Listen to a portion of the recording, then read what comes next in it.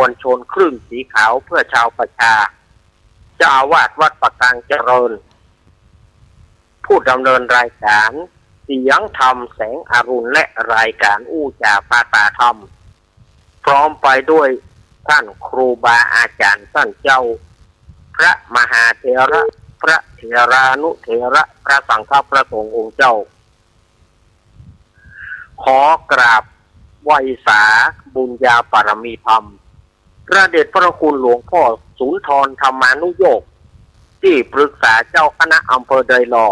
อาวาสวัดพระธาตุคงขาวขอกราบไหว้สาบุญญาปรมีธรรมพระเดชพระคุณหลวงพ่อสาธุกิจญานันท์เจ้าคณะอำเภอดอยหล่อเจ้าอาวาสวัดพระธาตุเจ้าไดน้อยพร้อมไปด้วยพระสงฆ์องค์นี้ทุกรูปทุกองค์ด้วยความเคารพอย่างสูงสุดยิ่งครับผมสวัสดีเจเจแล้วก็พ่อน้อยหนุ่มผาจ้อคนรูปหล่อด้วยเนอะผมขอกราบไหว้สาครูบาลักษ์ปัญโยนันท์เหมือนกันนะครับผมสวัสดีเนอะผมขอกราบไหว้สาตุลุงนวลโครูปหล่อวัดสันเมียงอำเภอเวียงหนองล่องเหมือนกันนะครับผมสวัสดีเนอะครับสวัสดีตุลุงแข็งแรงนักๆนะครับขอบคุณเนอะถ้าไปตั้งใจเขาเอาไม้เต้าไปตัวนะครับผมเป็นห่วงฮุกขอบคุณเนอะไม้เต้ากะไม้กะเกะก็ได้นะครับไม้เกะยินดีเนอะครับผมนี่หมอครูบาลักโล่นทำได้เลยครับนี่หมอครับผมเจริญพรคณะสัตยาติโยมศรัทธาสาธุชนคนดีเฮาทุกท่านตะกี้ขอโทษโดยเนอศรัทธาญาติโยมมันโทรศัพท์มันเกิดขัดข้องมันเปิดบ่ออกก็เลยจ้าไปหน่อยนึงแต่ก็กว่าที่มันจะปิดมากว่าที่มันจะติดมาเนาะถ้าโทรศัพท์รุ่นนี้มันเปิดเนี่ยพอสมควรกว่าที่มันจะดังมาก็กินเวลาไปก็ขอสุมาอภัยเนอะสถานญาติโยมแต่ก็มาละอย่างใดก็ต้องมาอยู่วันนี้รายการสารธรรมยามค่ำก็มาปะกับส่วนตัวเก้ากับผมอาตมาภาพสามเณรรักปัญโยนันท์วัดสันเมืองตำบลหนองร่องอำเภอเวียงหนองร่องจังหวัดลำพูนมาแทนหลวงลุงชัยวัดนาคเสโนหรือว่าตุลุงยองเรื่องโดยวันนี้เพิ่นติดศาสนกิจเพิ่นโทรมาหาอาตมาเมื่อ4 โมงตะกี้เพิ่นโทรมาว่าโอ้หลวงลุงบ่ได้เข้าเด้องานยังบ่เสร็จเรื่องงานพระราชทานเพลิงศพหลวงพ่อพิธานสาธุกิจหรือว่าครูบาบุญวัดหนองศูนย์ตำบลหนองปัสสาวายบ้านโฮงเปิ้นยังบ่แล้วเตื้อเปิ้นจะพระราชทาน1 ทุ่มพวกก่อน1 ทุ่มเปิ้นจะพระราชทานเพลิงฉะนั้นก็เปิ้นก็บอกว่าวันนี้บ่ได้เด้อเนอะบ่ได้ก็เอาลูกหลานแทนหลวงลุงไปกำเนอะก็จำเป็นที่ศรัทธาญาติโยมก็จำเป็นที่อาตมาภาพจะได้มาดำเนินรายการครูบาอาจารย์ท่านไหนบ่ว่างก็อาตมาก็มาครูบาอาจารย์ท่านใดว่างเปิ้นก็มาวันพรุ่งนี้อาตมาภาพก็จะได้ดำเนินรายการตั้งแต่ตี 3ไปจนถึง6 โมงแรงเนอะวัน6 โมงเช้าไปอย่าง6 โมงแรงพวกน่าจะเหมาเวลาหมดกะตั้งแต่ตี 3ไปถึง6 โมงเช้าเนอะวันพรุ่งนี้กระแตนหลวงพ่อถ้าพระครูวรธรรมนาถตัวรายการตัวเก่าตัววันพรุ่งนี้นะแต่อาตมาอู้ไป2 นายนะถ้าอย่างใดเจจะแจ้งอาตมาม่ำกำเจจะแจ้งอาตมาม่ำกำว่าจะได้จัดที่ช่วงเมื่อเจแจ้งโดยด่วนเนอะวันพรุ่งนะเมื่อคืนนี้นะแจ้งด่วนๆหน่อยจะเปล่าชุกระหุกลำไปชุกระหุกมันทับบัดตันก็ วันนี้ก็ออกอากาศพร้อมกันหลายสถานีมีต้นว่าสถานีวิทยุแม่ขจารโมเดิร์นเรดิโอ 94.50 เมกะเฮิรตซ์ตั้งอยู่บ้านสันบะนะตำบลแม่เจดีย์อำเภอเวียงป่าเป้าจังหวัดเชียงรายโดยการอำนวยการของพ่อน้อยสุวรรณแม่อนงพรหมินทร์สถานีวิทยุห้วยตองสักเรดิโอ 98.75 เมกะเฮิรตซ์วัดห้วยตองสักตำบลกวงเปาอำเภอจอมทองจังหวัดเชียงใหม่โดยเมตตาธรรมของหลวงพ่อวาปีวรมานิตกับท่านอาจารย์ชวริศยวังโสสถานีวิทยุคลื่นพระพุทธศาสนาการศึกษาและวัฒนธรรม 104.50 วัดไผ่หินตำบลสุเทพอำเภอเมืองจังหวัดเชียงใหม่โดยเมตตาธรรมของท่านอาจารย์ท่านพระครูสมุขวิสุวัฒน์วรอิโจสถานีวิทยุวิทยาลัยสงฆ์นครลำปาง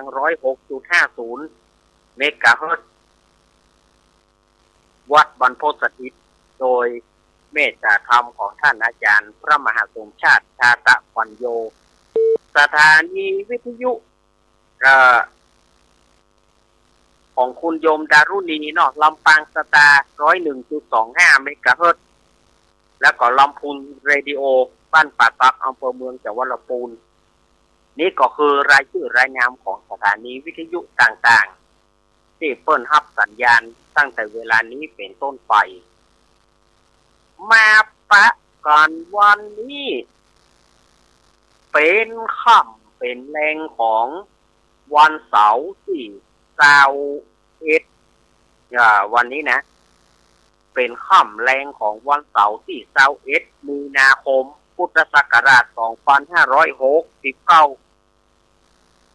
เดือน7เหนือเดือน5ใต้ออกมานี่3ค่ำพร่ำว่าเป็นวันเสาร์ตามหลักเป็นใจเลิกแต่ว่ามันไปตัดกับวันเสียของเดือน7วันใจเลิกก็เลยใจการบ่ได้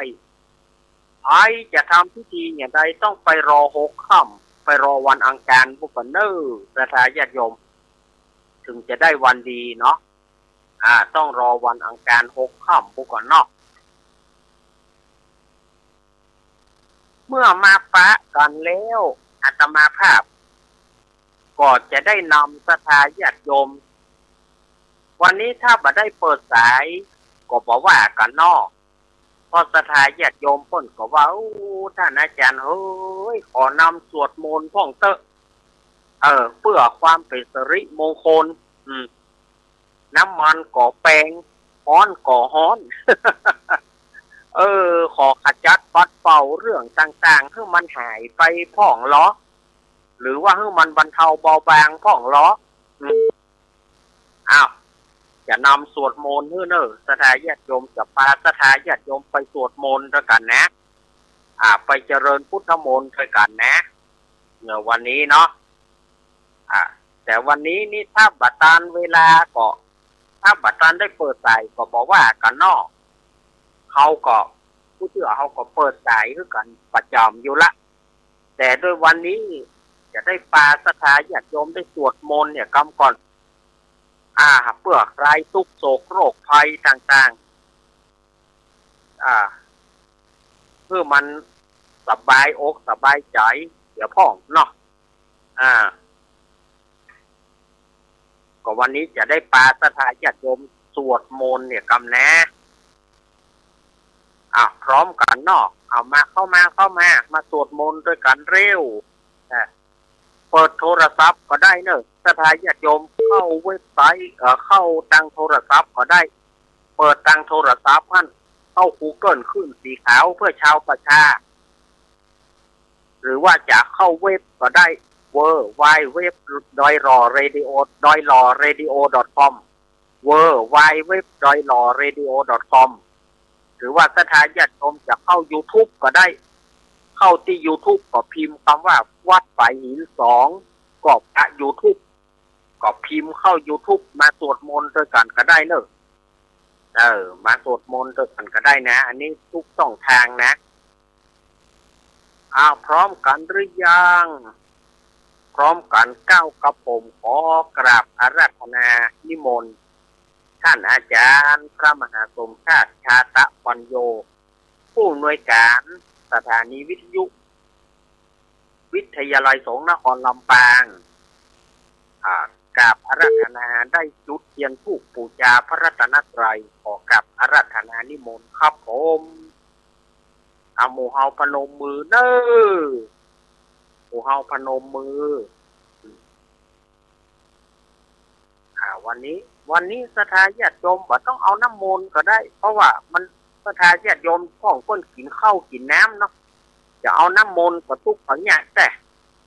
ถ้าท่านมีเตรียมไว้ก็ดีแต่ถ้าท่านไม่ได้เตรียมไว้ก็บ่เป็นอย่างเนอะฟังเฉยๆก็ได้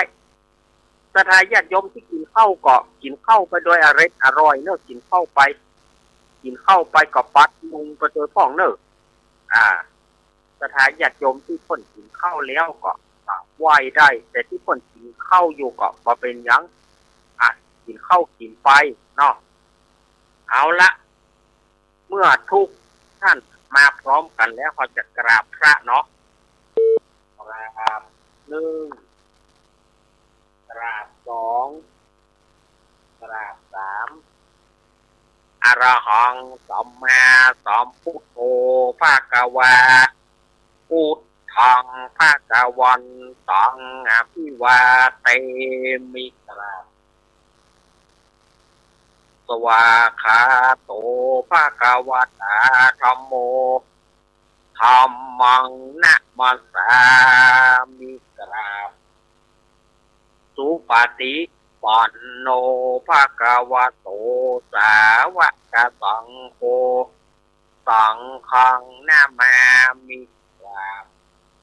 สมาจะเจริญพุทธมนต์คำเดียวเนอนะโมตัสสะภะคะวะโตอะระหะโตสัมมาสัมพุทธัสสะนะโมตัสสะภะคะวะโตอะระหะโตสัมมาสัมพุทธัสสะนะโมตัสสะภะคะวะโตอะระหะโตสัมมาสัมพุทธัสสะพุทธังสรณังคัจฉามิธัมมังสรณังคัจฉามิสังฆังสรณังคัจฉามิทุติยัมปิพุทธัง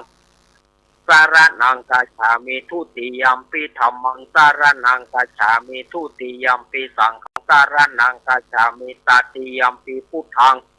สารนังกัจฉามิตติยัมปิธัมมังสารนังกัจฉามิตติยัมปิสังฆังสารนังกัจฉามิ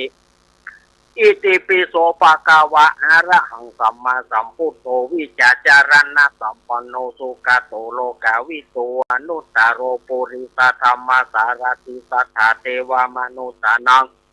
พุทโธภะคะวะติสวากาโตภะคะวะตาธัมโมสันติติโกอาการิโกเอหิปัสสิโกปานายุโกปัจจตังหิติสัพโพวินโยหิติสุปฏิปันโนภะคะวะโตสาวกสังโฆอุชุปฏิปันโนภะคะวะโตสาวกสังโฆยายะปฏิปันโนภะคะวะโตสาวกสังโฆสามิจิปฏิปันโนภะคะวะโตสาวกสังโฆยะติตังยะตาริปุริสายุคานิอัฏฐปุริสาปุกลาเอสะภะคะวะโตสาวกสังโฆอะหุนายโยปะหุนายโยทักขินายโยอัญจาริการณิโยอนุตตรังบุญญาติตังโลกัสสาตินะโมเมสัพพะพุทธานังสวติสาวารารากันโนตันหังกาโรมหาวีโรเมตังกาโรมหายาโตสาระนังกาโรโรกาหิโตทิปังกาโรจุติตาโรโกนทันโยจานาปะโมโกมังกาโลปุริสาสะโพตุมโนโตมาโนทิโรเรวะโตรติวัฏโนโสปิโตคุณะสัมปันโนอโนมาทัสสิจานุตโมปัตุโมโลกปัจโจโตนะตะโตวาระตารติปัตุมุตตาโรตัตตะสาโรตุเมโตอังคาปุงกาโลสุชาโตสัพพะโรกาโกปิยะทัสสีนาราสะโพอะตตสิการุณิโกธรรมทัสสิตโมนุโตติตโตสมโมโรสุติโสจาวาระตังวาโรปุโสจาวาระโทปุโตวิปัสสิจานุปโมติจิสัพพะหิโต สถาเวสปุจุกาทายโกกากุสันโตสถาวะโหโกนะกะมโนระนัญจโหกัสปุสิริสัมปันโนโคตโมตกายะปุงกาโวอาตาวิสาติสังกาตาอิเมพุทธามหิติกาการุณาคุณสัมปันนสัพพะโรกาภิปูจิตายเตตาสัพพะระพุทธาอุตตมังกาปุงตละเตปิสังฆคุณาสุงปิจิเยมาตังปะตังเอเตพุทธาติตาจมังคลาหุติสัพพะตาตาวิปัสสิเลพุทเตอาหังวันตามิสัพพะตาเตสัญญานินาสิเลนะขันติเมตตาปะเรนะจาเตปิโนอนุรักขันโตโรกเยนะทุเขมจาตาวิปัสสิเลพุทเตโยนะโรสารานังกะโตกะปานิสัสสะสหัสสนิตุกะติงโสนากัจจันติอาตาวิปัสสิพุทธปริตังเมตตาโยตารโรโมปัสเสโนโกสาราปิปุติกะโสนาจสังคิโจตุโกโตทยาปรมโนนารักิริงปริระโยโปติสตายเมตตาสานุกัมเมนะสัมโพธิปาปุณิสันติอานาคติอันเยปัญจสัตติรารัตปยาการณติยุงานุกัมเมนะสัมโพธิปาปุณิสันติอานาคติเตนะสัจวัจเจนะหุตุโนชยมังคารังการณิยมันตากุสเลนะยันตังสันตังปะทังอเปสเมจัสโกสุจตุหุสุจตุวัจโจจสมุตุอนาติมานิสันตุสโกจตุปารจาปฏิโจจสันราหุกาวุติสันตินตาริโยจานิปะโกจาapakah popure tu ananu kitona cakutan sama jare yena winjo pareo pawat hayung tu kino wase mino honto sampai sata pawan tu kita taje kinci panapo tatita tawa tawa rawana watita Titawa ye mahantawa masi maratakanu kateurati tawa ye jati taye jature wasanti awi ture pudawa sampawe siwa sampai sata pawan tu kita na paro parang ni kupe thana ti manje saka saji nang kinji payaro sanapati kata yang yawa nanja manja satu kami kaya mata ya tha ni yang mutanga yu sai saputa manura te wampi sapa pute tu mana sampawa ye apari manang me sanja sapa roka kami akathaya jom yat nam leเมตัญจสัพพะโรกะกมิมานะสัมภวะเยอปริมานังอุทาโรจเตริยัญจสัมปตังเวรังสัพพตังทิกัญจรังอิติโนวัตยานวายวะตตวิกัตเมโตเอตังสตินันติเตยปะมะเมตังวิหารังอิตามะหุติติจานุปากามสิระวัตตะเนนะสัมปโนกะเมตุวินัยติทังในสตุปปัสสยังปุณะเรติติการณิยเมตตุตังวิโรปะเทเมเมตังเมตาเอระปะเทเมตัปปยาปุเต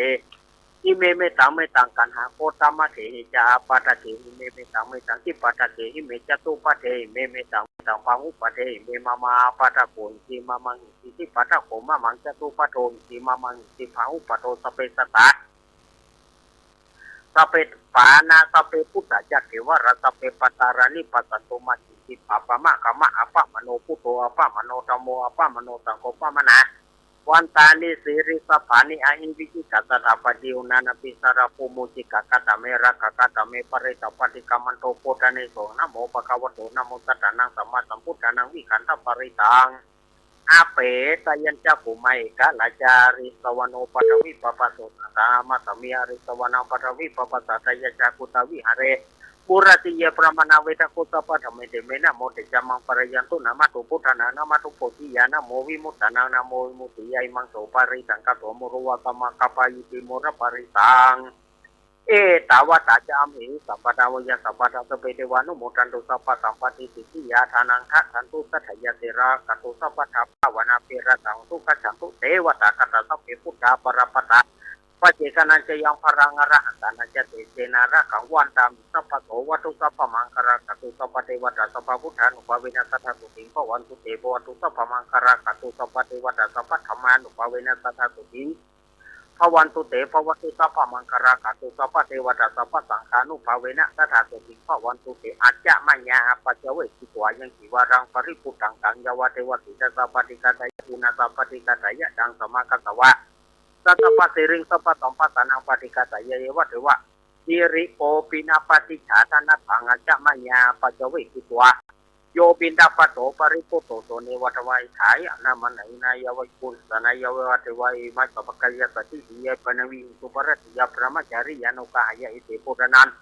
เจเวทนาปฏิหังกเมนวันเจเวทนานาอุปาทิสามิยาตาระจเมปวิสติอนาวัจตาเจปสุวิหารโรจติอาจามัญญาปัจเวกิตัว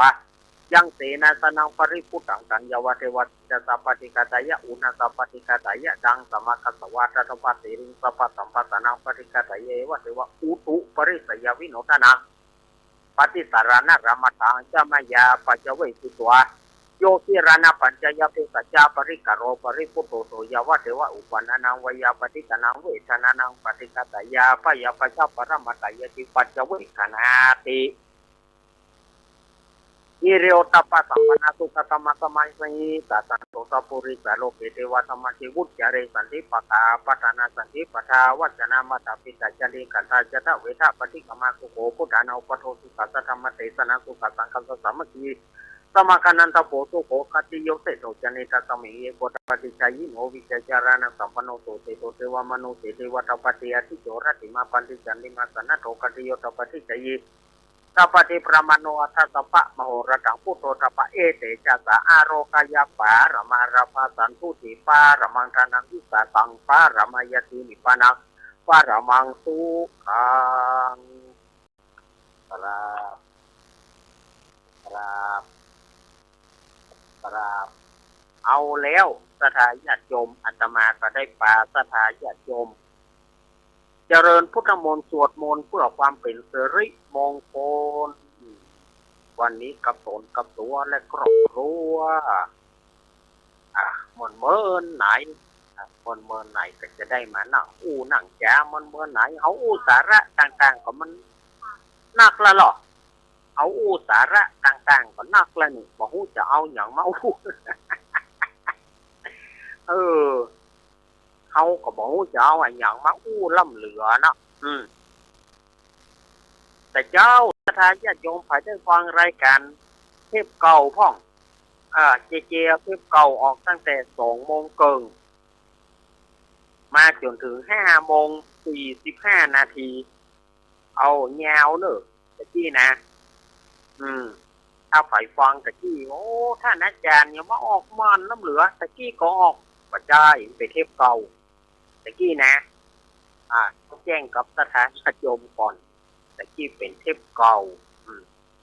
แล้วก็ประเด็นนี้เป็นเสียงสดแต่ว่าอาตมาวันปัจจัยอาตมาจัดแบบออนไลน์จัดแบบทางโทรศัพท์เนาะจัดทางโทรศัพท์เอาวันนี้นะเพราะว่ามันก็เป็นธรรมเนียมที่อาตมาจัดมาประจำข้านจะไปนั่งจัดที่สถานีบัดเดียวแข้งขาก็บอกให้และสถาญาติโยมสุขภาพร่างกายก็บอกเหมือนสมัยก่อนบอกเหมือนเฮาหนุ่มแต่ก่อนนี่เฮาสู้หายบอกเฮาหนุ่มแต่ก่อนนี่เฮานี่แบบว่าไปนั่งที่ชั่วโมงก็ได้บัดเดียวนี่ปีกบานค่ำปีกบานมืดปีกวัดค่ำปีกวัดมืดก็บอกให้ไหวโชเฟอร์เปิ้นก็อย่างว่าอายุเปิ้นก็นักอายุเฮาก็นักเวลาจะไปไหนก็เป็นเนี่ย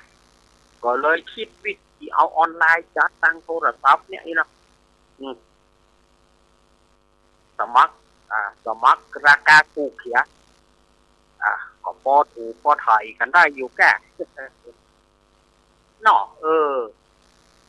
ก็อันนั้นเนาะสถาญาติโยมก็ฟังกันไปถูกใจพ่องบ่ถูกใจหลายมันถึงว่าบางทีก็ตามใจคนจัดก็คัดใจคนฟังไปพ่อง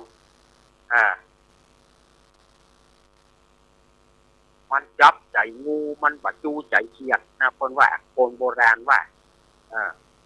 จับใจเปียดบ่ถูกใจไม่การจับใจลานซ้ำบ่ถูกใจลูกมันบางทีมันก็จำเป็นสมัยประเดียวอาตมาถ้ามีคอมพิวเตอร์มีโน้ตบุ๊กถ้าเล่นจ้างอาตมาจะเข้าคอมพิวเตอร์คุณนะเขาเล่นบัดจ้างเมื่อเล่นบัดจ้างแล้วเนี่ยใดก็ต้องใช้สัมผัสอันพิเศษใช้ทางสถานีวิทยุก็เข้าออนไลน์เจก็หูกัน ถ้าเกิดว่าเมื่อใดสมมติว่าเจมาอยู่รายการอาตมาก็บ่มี เพราะว่าก็บอกว่าฝ่ายจะฮับฝ่ายต่าง เออมันก็แก้กันไปแก้ต่างกันไปบางข้อบางประการนะบางประการนะเนาะก็ช่วยกันไปนะศรัทธาญาติโยมของงานวัดอาตมาเนอะฝ่ายจะฮับไอ้มีใจศรัทธาจะฮับเป็นเจ้าภาพสังฆทานก็แจ้งที่อาตมาเนอะแจ้งที่อาตมา0892140135หรือ08376117752เบอร์นี้เนอะถ้าใครจะขับเป็นสังเจ้าภาพสังฆทานนี่นะชุดละ300ถ้าชุดใหญ่ก่อน 1,000 แต่อาตมาก็หันว่ามันหนักเพื่อญาติโยมลำไปอาตมาก็ถ้าญาติโยมอยากมีใจศรัทธาก็300ก็พอละเนาะพอละจะเอา1,000ก็มันนักหัวศรัทธาญาติโยมละงานมันนักงานประเพณีงานปล่อยหลวงงานมันนักขนาดอาตมาก็บอกให้รบกวนนะแต่ถ้าบอกบุญไปศรัทธาญาติโยมก็เดือดร้อนน่ะเมาะก็ย่อมบอกให้แม่ย่อมบอกให้โยมแม่บอกให้โยมพ่อเอาแหมละเอาแหมละก็เลยว่าเอาตามใจศรัทธาญาติโยมหรือว่าศรัทธาญาติโยมอยากจะเป็นเจ้าภาพองค์ทานบอกว่าจะเป็นองค์ทานของหวานองค์ทานอาหารต่างๆขนมเส้นก๋วยเตี๋ยวตำส้มองค์ทานในอย่างต่างๆก็แจ้งอาตมาได้อาตมาจะรับตั้งแต่บัดนี้ไปจนถึงวันที่30ก็คือวันจันทร์หน้าก็ตึกวันจันทร์หน้าซะอันวันจันทร์หน้าเนี่ยอาตมาก็ปีทอดแล้วนะปีทอดปะฮับแล้วนะเนี่ยอย่างเพราะว่า31ก็มันถึงงานห้างน้อยแล้วอาตมาก็จะปีทอดในวันที่30มีนาคมเนาะเพราะงาน31มีนาก็จะเริ่มละวันที่1เมษาก็เป็นวันแท้ละอาตมาก็ตึงกู้กับศรัทธาญาติโยมว่าข้าส่วนตัวของเฮานี่ได้เท่าใดก็ตามนะเนอะเพราะว่าอินดูศรัทธาญาติโยมนะอาตมาตึงบ่อยากรบกวนศรัทธาญาติโยมนะอินดูศรัทธาญาติโยมลำไปอาตมาก็บ่ม่วนเพราะว่างานไปหลวงแล้วมายกงานนี่มาแหมละพวกก็งาน1พวกก็งาน1อาตมาก็บ่ให้รบกวนศรัทธาญาติโยมแต่ถ้าศรัทธาญาติโยมจะร่วมของบุญของกุศลด้วยกันก็สาธุอนุโมทนาเนาะแล้วก็วันที่25เมษายนเนอะหลังปีใหม่เพิ่นก็จะมีการเปิดป้ายอาคารสถานีวิทยุ 106.50 เมกะเฮิรตซ์วัดบรรพตสถิตจังหวัดลำปางแล้วก็เพิ่นจะมีการดำหัวครูบาอาจารย์พระสงฆ์องค์เจ้านักเผยแพร่ธรรมนักจัดรายครูบาอาจารย์ที่เป็นนักจัดรายการวิทยุของคลื่นสีขาวเพื่อชาวประชาทุกท่านนี่ก็วันที่25เพื่อจะมีการรดน้ำดำหัวกันสุมาคารวะกันเนาะส่วนนั้นสถานการณ์น้ำมันก็ล่างว่ายังแควนน้อยแค่ถ้าเล่นอย่างอี้นี่ไปทางใดบ่ได้กันนะสถานญาติโยมอันนี้เขาอู้กันเป็นแท้นะน้ำมันบ่มีเติมนี่สถานญาติโยมเขาจะไปเติมน้ำมันที่ไหนตายละค่ะถ้ามาเล่นอย่างอี้นี่ตายก็ตายเลยตายก็ตายน้ำมันบ่มีนี่นะอาตมาก็เป็นโคนมานี่อายุก็จะ60ละก็เคยได้ยินเพิ่นแต่งเพลงไว้น้ำมันขาดแคลนคุยกับแฟนก็ต้องดับไฟประเดี๋ยวนี้น้ำมันจะขาดได้เลยจะบ่มีเต้นะตายละ ขอเฮ้อ่า มันแล้วกันโวยๆส่งความส่งเคิมเนี่ยนะส่งความต่างๆของมันแล้วแต่โวยๆเนอะน้ำมันจะได้ปิกมาฟูเฟื่องถ้าเล่นอย่างแบบเดียวนี่แบบไปตั้งใดเลี้ยว อันนี้อู้กันแท้ๆนะถ้าหากว่ามันเป็นอย่างนี้ต่อไปนี่นะไปตั้งใดก็บ่มีที่เติมน้ำมันนี่นะไปตั้งใดบ่ไหวแล้วบ่ไหวแต่ละน้ำมันบ่มีเติมนี่มีรถแล้วมีน้ำมันนี่อีกแน่ถ้าทายโยมว่าก็จะว่าอาตมาจะปิดคิวบอกให้ไปงานต่างๆนะให้ไปซึกก็มันก็หาที่เติมน้ำมันบ่มีเนี่ยนะมัน มันอีกนะเนาะเอาพอมีเวลาอยู่เนอะ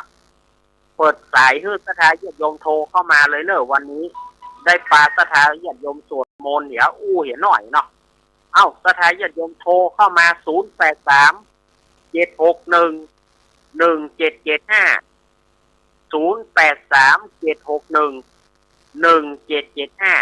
สถาญาติโยมโทรกันเข้ามาตอนเปิดสายอยู่เนาะ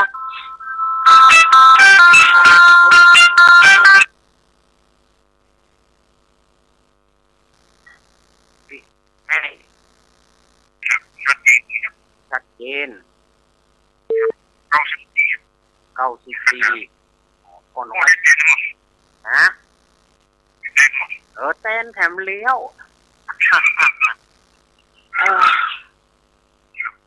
ชีวิตนี้น่ากะมันเหมือนกับที่เสือธนาพลว่านะครับชีวิตนี้ใช้หนี้อย่างเดียวนะครับคำอ้ายปะตอนจัดรายการบ่น่ากะคำอ้ายปะตอนนี่จัดรายการเต็มต้นบ่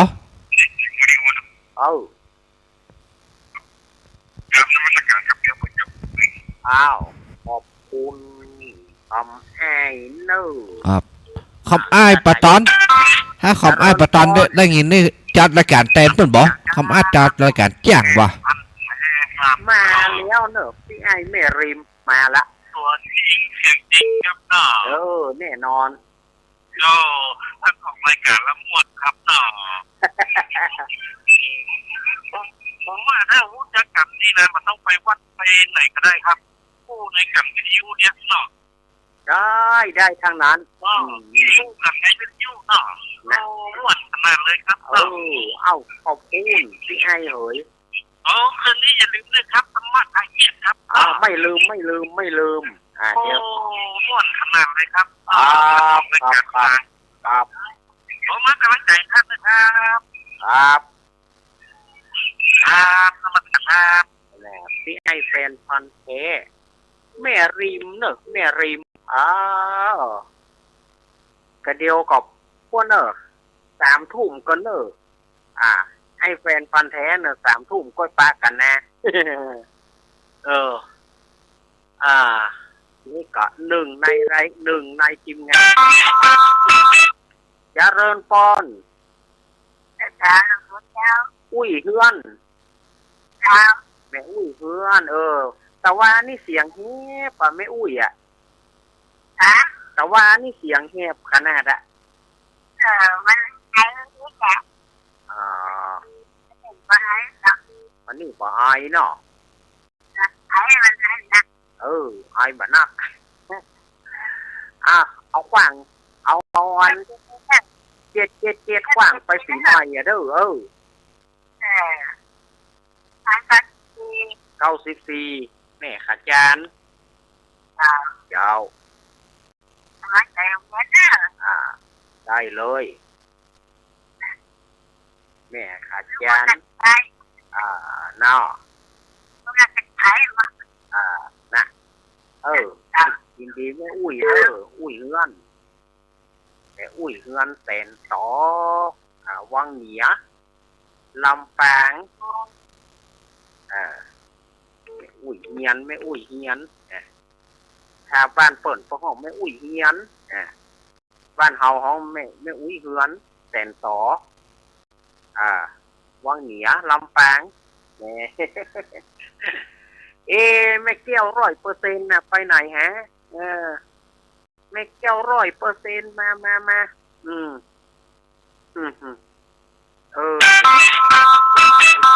เจริญปอนเจริญปอนติดแล้วโอ้ปิดวิทยุก่อนปิดวิทยุก่อนปิดฟังรายการลุงจากที่ไหนฮัลโหลครับ ปิดวิทยุก่อนโยมปิดวิทยุก่อนครับโยมปิดวิทยุก่อนกำลังฟังครับลุงจากที่ไหนจากตรงม่วงไม่ริมเนี่ยนะของม่วงไม่ริมเนาะครับตรงม่วงไม่ริมนะเพราะว่าฟังลุงถึงแมลงถึงไม่เคยเก็บเรื่องฟังเลยโอ้โหจะมีไปหลวงผมทำอาหารอย่างนี้ผมไปมันง่ายนะลุงบัดได้เป็นปอยหลวงไอ้เป็นประเพณีการได้การจะรู้กันนับไปเรื่อยๆก่อนนั่นนะจ๊ะยังกันไปเรื่อยๆก่อนนั่นนะอันนี้ไปเรื่อยๆลุงเลิกขอบคุณเนอะจะครับจะรู้ตัวนี้ครับจะรู้เอาฐานะที่เป็นฐานะเป็นหัวอกเดียวกันเนาะไอ้เนาะได้สมัครพรรคพวกมาไอ้สุกพระบาทตากผ้า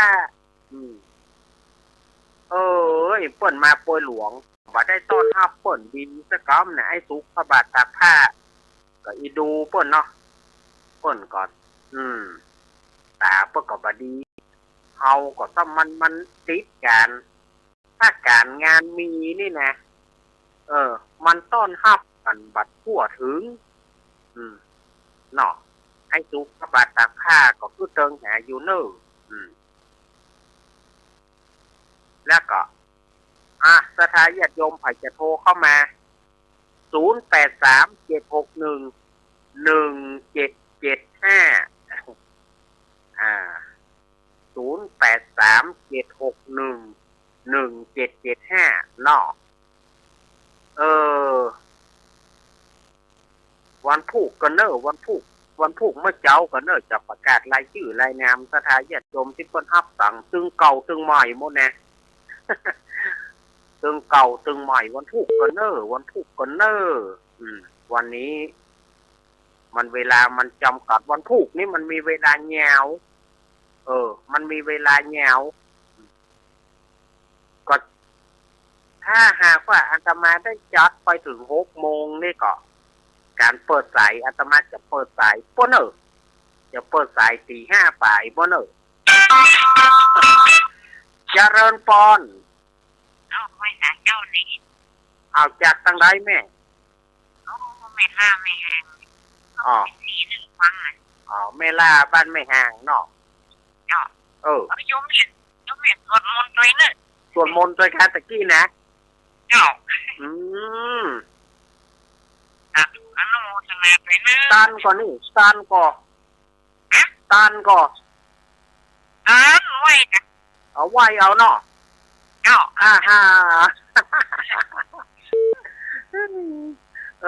นะว่าถ้าแม่ถ้าแม่สวดตานโตยตานนี่แสดงว่าโอ้โหสุดยอดอ่ะบ่ถ้าว่าโอ้ยแม่เขาว่าง่ายก็มันเวลามันจะบ่พอ เวลามันบ่พอแม่มันจำเป็นต้องใส่มันเวลามันไหลไปโค่นมาติ๊กๆเนาะไปเรื่อยๆอย่างนั้นฟังเป็นคนไทยว่านั่นขอบคุณเนอะแม่เนอะเดี๋ยวฟังอยู่นะบ้านเนอะห่างเนาะโอ้ฟังก็14ชัดเจนดี94โอ้อีกอะเดี๋ยวพ่อน้อยจะได้อันม่วนหน่อยพ่อน้อยส่วนยินดีเนอะแม่เนอะสถาญาติโยมทั้งพุ่นน่ะตั้งอย่างก็บ้านห่างตำศาลาคมเขาปอกเจริญปอน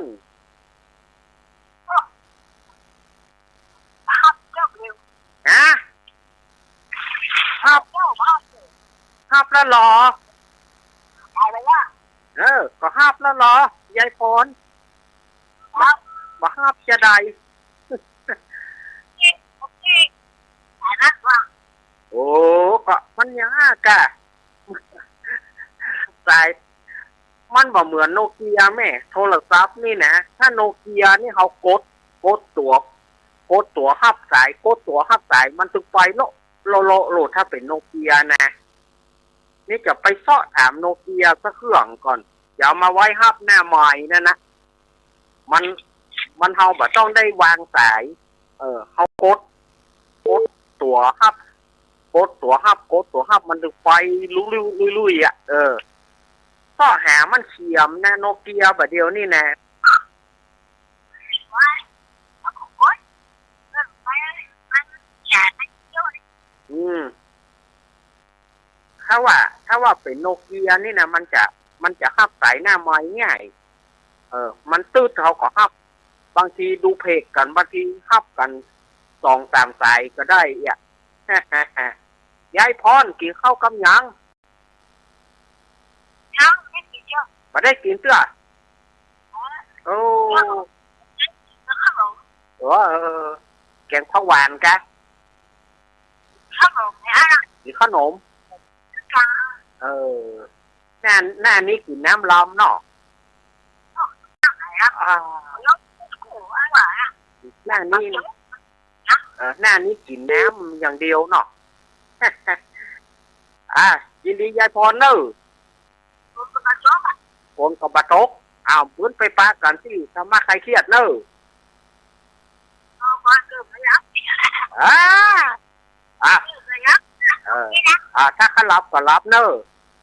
เห็นเอาไว้เขาไม่รับ ขอบคุณยายพรเนอะยายพรร้องงัวแดงสารกำแพงเชียงใหม่ ปีใหม่นี่ก็ขออวยพรให้ยายพรอยู่ดีมีสุขเนอะยายพรเนอะปีใหม่เก่าล่วงพ้นไปแล้วปีใหม่เกี่ยวหยอดธัญญาวรยายพรปราศจากทุกโศกโรคภัยต่างๆเนอะอวยพรให้ยายพรคนเดียวกาก็ทุกท่านนะที่ฟังรายการนะทุกคนละเอาแฮมสายเดียวมาก็มือก่อมสายเดียวมาเวลาอาตมาจะหมดเลี้ยวแฮมสายเดียวสายเดียวอาตมาจะไปส่งน้ำไม่ใช่อย่างจะไปส่งน้ำแล้วจะไปทำธุระอะไรอย่างทุกมันที่บ่ได้ส่งน้ำติเจริญปอนก็สมควรฟังอยู่เนาะ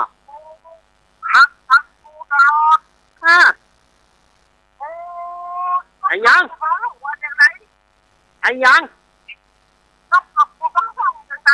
นกกระปูดตาแดงน้ำแห้งกระตายน่ะปูดน่ะ ท้องนกก็ปูดท้องสมควรปูดนะมันอยู่นะมันปูดนะหมูลำไยเขาตึ้งบ่ชอบโลดนะ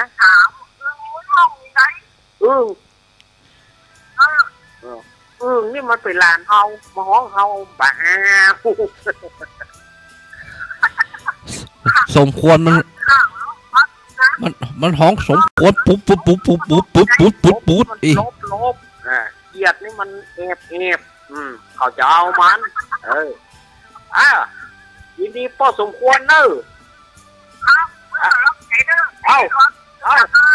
ขอบคุณ